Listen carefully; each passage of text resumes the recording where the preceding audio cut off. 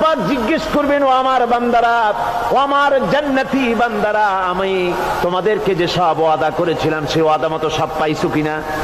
আমি ওয়াদা করেছিলাম আমার জন্য রাত জেগে যদি তাহাজ্জুদের নামাজ পড়ো, নামাজ রোজা হজ যাকাত যদি করো, আমার দিন কায়েমের জন্য যদি আন্দোলন করো, রক্ত যাও, আমার জন্য যদি কষ্ট করো, শহীদ হও, তাহলে আমি তোমাদেরকে জান্নাত দেব। যত ওয়াদা করছিলাম তা পেয়েছো কিনা?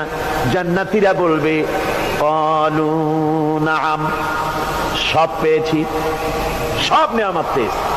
আল্লাহ বলেন সব পাও নাই, ওয়ালাদাইনা মাজিদ, আমার কাছে আরো বেশি আছে, আমার কাছে আরো বেশি আছে, সব পাও নাই।